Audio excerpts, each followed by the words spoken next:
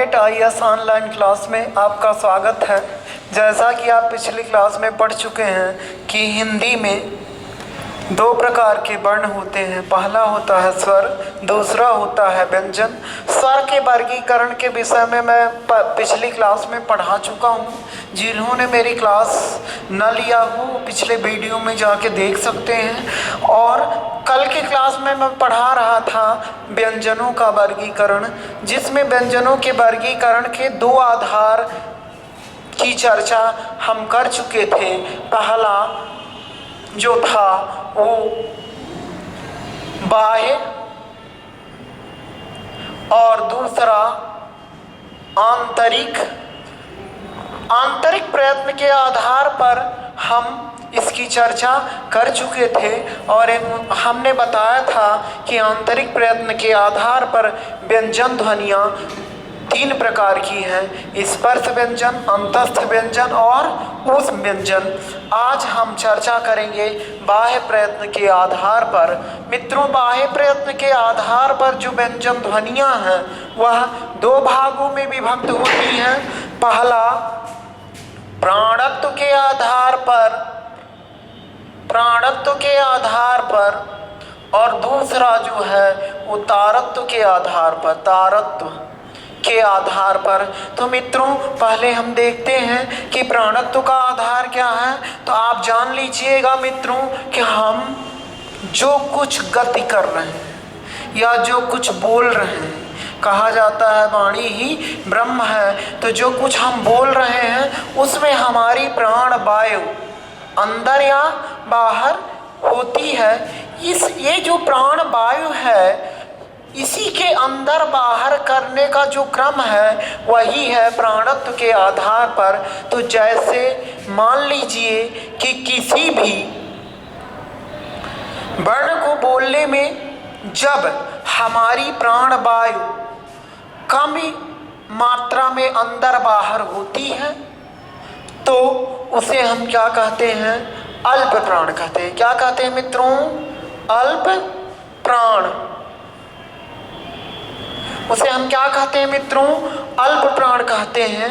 और जब मित्रों हमको किसी चीज में बोलने में ज़्यादा मात्रा में सांस अंदर या बाहर करनी पड़े तो उसे हम क्या कहेंगे? महाप्राण कहेंगे मित्रों। क्या कहेंगे? महाप्राण कहेंगे मित्रों। तो अर्थात आप बहुत ही सरल शब्दों में समझिए तो प्राणत्व के आधार पर व्यंजन ध्वनियाँ दो प्रकार की हैं, और वह है अल्प प्राण और दूसरा है महाप्राण। अल्प प्राण में वे ध्वनियाँ आती हैं जिनके उच्चारण में हमें कम मात्रा में सांस अंदर बाहर करनी पड़ती है, और महाप्राण में वो ध्वनियाँ आती हैं जिनमें हमें प्राण वायु ज़्यादा मात्रा में बाहर या अंदर करनी पड़ती है। अब मित्रों, प्रत्येक वर्ग का पहला, तीसरा, पांचवा, प्रत्येक वर्ग का मित्रों पहला, तीसरा और पांचवा व्यंजन। अब वर्ग क्या है मित्रों? पिछले क्लास में मैंने बताया था कि स्पर्श व्यंजन को वर्गीय व्यंजन कहा जाता है। अर्थात का, खा, गा, खा, अंगा, चा, छा, जा, झा, इया, टा, ठा, टा, ठा, डा, ढा, अड़ा, ता, था, दा, धा, ना मित्रों, और पा, फा, बा, भा, मा। ये जो 25 स्पर्श व्यंजन है इसी को वर्गीय व्यंजन कहा जाता है मित्रों। तो प्रत्येक वर्ग का, अब समझ लीजिए मित्रों, का अपने वर्ग में पहला होगा, चा अपने वर्ग में पहला होगा, टा अपने वर्ग में पहला होगा, ता अपने वर्ग में पहला होगा, और पा अपने वर्ग में पहला होगा। ठीक इसी प्रकार से सभी अपने अपने वर्ग में दूसरा, तीसरा, चौथा और पांचवा व्यंजन होंगे। तो मित्रों, अल्प प्राण प्रत्येक वर्ग का पहला, तीसरा और पांचवा। यूं कहे सूत्र रूप में मित्रों तो याद करके रखिएगा अल्प प्राण 135। क्या मित्रों? अल्प प्राण 135, पहला, तीसरा, पांचवा। इसका मतलब क्या हुआ मित्रों कि पहले प्रत्येक वर्ग का पहला तो का, चा, ट, प, प्रत्येक वर्ग का तीसरा तो गा, जा, डा, दा, बा, और प्रत्येक वर्ग का पांचवा अंगा, इया, डा, ना, मा। इसे मित्रों जान लीजिए, पिछली क्लास में मैं बता चुका हूं, डॉक्टर श्याम सुंदर दास ने इन पंचमाक्षरों को क्या कहा है? अनुस्वार की श्रेणी में रखा है। अर्थात इन पंचमाक्षरों के स्थान पर क्या हम लिख सकते हैं? बिंदी लिख सकते हैं। जैसे एक उदाहरण देखिएगा मित्रों,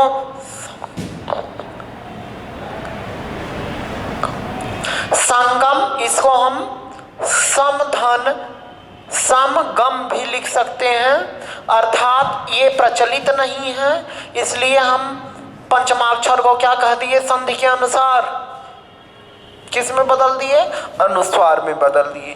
तो ठीक इसी प्रकार से अल्प प्राण आप जान गए हैं मित्रों कि प्रत्येक वर्ग का पहला, तीसरा और पांचवा वर्ण क्या है? अल्प प्राण है।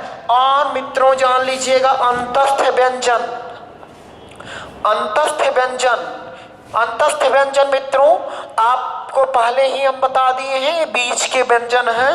न स्वर आधे व्यंजन की श्रेणी में आते हैं। अर्थात यूं हम कहें तो का उच्चारण करेंगे मित्रों तो का खा गा घा का उच्चारण करेंगे तो हमारी सांस बाहर की तरफ आएगी। लेकिन जब अंतस्थ व्यंजन का मित्रों हम उच्चारण करेंगे या, रा, ला, वा, तो जाहिर सी बात है मित्रों, आप उच्चारण करके देखिएगा तो जाहिर सी बात है सांस अंदर खींचनी पड़ती है। तो अर्थात इसकी एक और परिभाषा हुई कि जिन वर्णों में हमको सांस अंदर की तरफ खींचना पड़े ऐसे वर्ण अंतस्थ व्यंजन कहे जाते हैं। ये बीच के व्यंजन होते हैं, स्वर और व्यंजन के बीच के व्यंजन होते हैं। अर्थात या, रा, ला, वा, ये चारों भी क्या हैं मित्रों? अल्प प्राण की श्रेणी में आते हैं।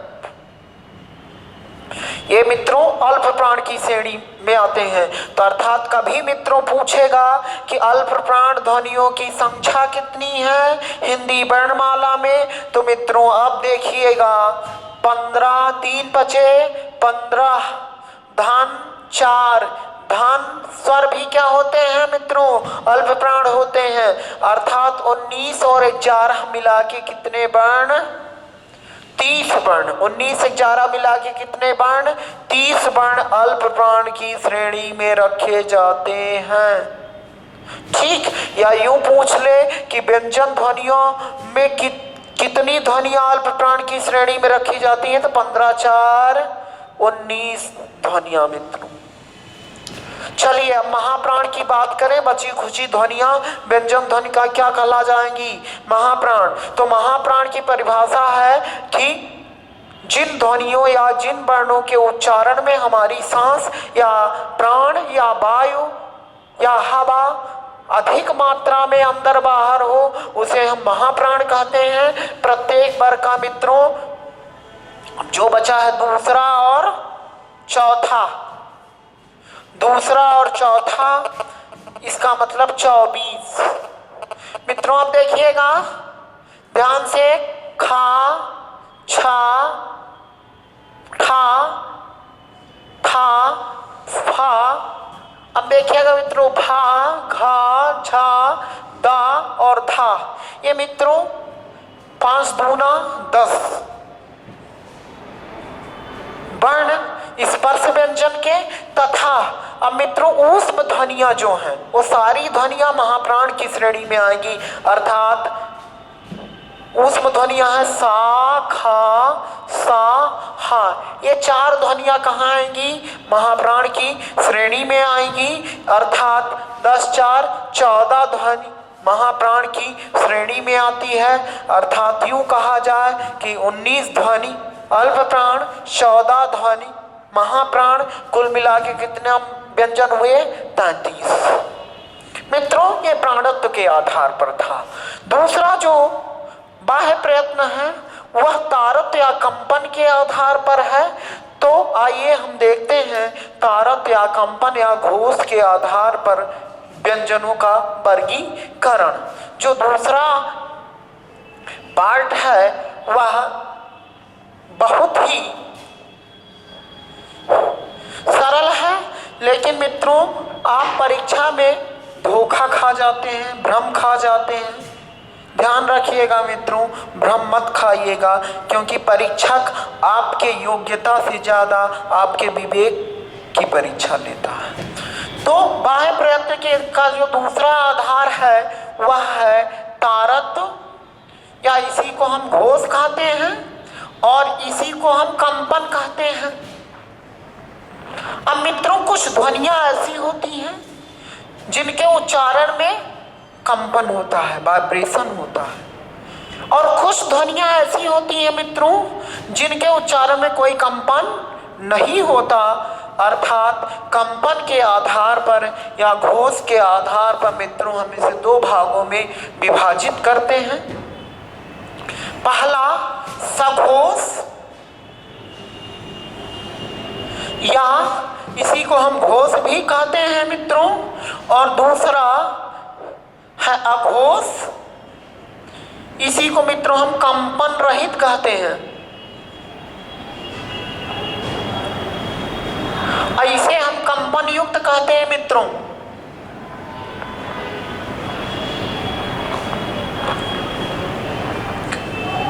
युक्त कहते हैं। तो मित्रों जैसा कि आप जानते हैं कि घोष ध्वनियां वे ध्वनियां हैं जो क्या होती हैं? कंपन के सहित होती हैं। अर्थात जिन ध्वनियों के उच्चारण में हमें क्या होता है? कंपन सुनाई देता है, उसे हम क्या कहते हैं मित्रों? घोष ध्वनि कहते हैं, या कंपन युक्त ध्वनि कहते हैं, या हम इसी को सघोष ध्वनि कहते हैं। अब सघोष ध्वनि प्रत्येक वर्ग का तीसरा, चौथा, पांचवा। अब मित्रों देखिएगा, अभी तक आपने देखा था अल्प प्राण 135, प्रत्येक वर्ग का पहला, तीसरा, पांचवा। अब मित्रों यहाँ उलट गया है, देखिएगा सघोष ध्वनि या घोष ध्वनि प्रत्येक वर्ग का तीसरा, चौथा और पांचवा है। कभी दुविधा में मत रहिएगा, कभी कंफ्यूज मत होइएगा। अब देखिएगा प्रत्येक वर्ग का खा गा घा अंगा चा छा जा झा इया टा ठा डा ढा अणा ता था दा धा ना, और मित्रों पा फा बा भा मा। अब देखिएगा प्रत्येक बार का तीसरा, तो इसका मतलब है तीनों भाग, चौथा और पांचवा। अर्थात आप जानिए गा घा गा जा झा इया डा ढाणा दा धा ना बा भा मा। अर्थात 15 ध्वनियां अंत की 3 से लेकर 5 तक की ध्वनियां सघोष ध्वनियां हैं या कंपन के साथ हैं। साथ ही साथ मित्रों ये जो अंतस्थ व्यंजन है या रा ला वा, और मित्रों हा का कल्य ध्वनि है, कंठ से उच्चारित होती है, इसलिए हा भी कहाँ आ जाएगी? घोष ध्वनि में आ जाएगी। तारत्व के आधार पर कंपन युक्त ध्वनि में आ जाएगी। अर्थात 15 4 19 1 20 ध्वनि कैसी ध्वनि है? सघोष है। अघोष ध्वनियां वह ध्वनि है जिसमें मित्रों कोई कंपन नहीं होता है। प्रत्येक वर्ग का पहला और दूसरा अर्थात 12 ये क्या है? सघोष ध्वनि है। अर्थात ये जो भाग बचा का खा चा छा टा ठा ता था पा फा, कैसी ध्वनि है मित्रों? अघोष। और इधर की 3 ध्वनियां कैसे हैं? सघोष। तथा ऊष्म ध्वनि हा को छोड़कर अब सा खा सा तीन ध्वनियां कैसी हैं? अघोष हैं, कंपन विहीन हैं। तो इसमें जान लीजिएगा हायर एजुकेशन से लेकर चपरासी तक के एग्जाम में, प्यून तक के एग्जाम में अघोष और सघोष पूछा जाता है। मित्रों आप गलत करके आते हैं। अघोष सघोष अल्प प्राण महाप्राण में आप कंफ्यूज हो जाते हैं। मित्रों अब तो पूछता है कि कौन सी ध्वनि अघोष और अल्प प्राण है, मतलब मिक्स टाइप के क्वेश्चन पूछता है। तो इस प्रकार से मित्रों ये हुआ बाह्य प्रयत्न के आधार पर। अब हम देखते हैं कि बाह्य और आंतरिक प्रयत्न के आधार पर होने के बाद किस प्रकार से और वर्गीकरण है। तो व्यंजन का एक और वर्गीकरण है मित्रों, उच्चारण स्थान के आधार पर। मित्रों उच्चारण स्थान के आधार पर व्यंजनों का वर्गीकरण है। तो व्यंजनों का जब वर्गीकरण उच्चारण स्थान पर हम करेंगे मित्रों, तो जाहिर से बात है कि उच्चारण स्थान के आधार पर व्यंजन अलग अलग हो जाएंगे। उच्चारण स्थान के आधार पर। अब मित्रों आपको पता है कि उच्चारण स्थान का जो है कंठ, ताक्रम, कंठ तालु, मूर्धा, दंत और ओष्ठ, इतने क्रम है उच्चारण स्थान के मित्रों। तो कंठ से अकुह विसर्ग नाम कंठा, एक सूत्र है मित्रों, अकुह विसर्ग नाम कंठा का वर्ग, का वर्ग का खा गा घा अंगा, ये क्या है मित्रों? कंठ है। तो अकुह विसर्ग नाम कंठा और हा, ये सूत्र है अकुह विसर्ग नाम कंठा। तो का खा गा घा अंगा और हा का उच्चारण स्थान क्या है मित्रों? तालु है। अब दूसरा सूत्र है मित्रों इचु यसानाम तालु, इचु यसानाम तालु अर्थात ता वर्ग ता था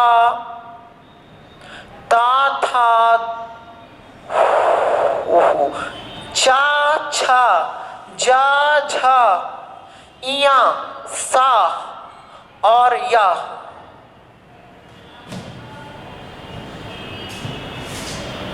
का उच्चारण स्थान क्या है मित्रों? इचु यसा नाम तालु, तालु चा छा जा झा इया और सा और या का उच्चारण स्थान क्या है मित्रों? तालु है। अब ऋतु रसानाम मूर्धा, ऋतु रसानाम मूर्धा मेरे साथ बोलिएगा, ऋतु रसानाम मूर्धा। तो टा ठा डा ढा अणा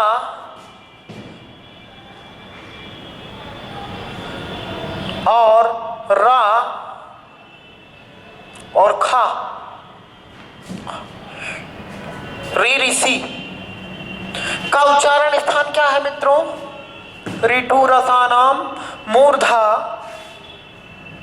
अगला है तुलसा नाम दंता, इसका मतलब क्या है? ता वर्ग ता था दा धा ना ला और सा, ये किससे है मित्रों? दंत से। दंत भी मित्रों दो भाग में हो जाता है, एक दंत के ऊपर से जिसे हम दंत कहते हैं, एक दंत के टो से जिसे हम बस कहते हैं। उसकी चर्चा हम अगले क्लास में करेंगे।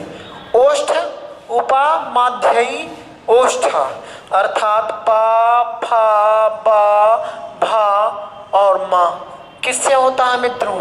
ओष्ठ से होता है। अब एक जो बच रहा है मित्रों वो है वा।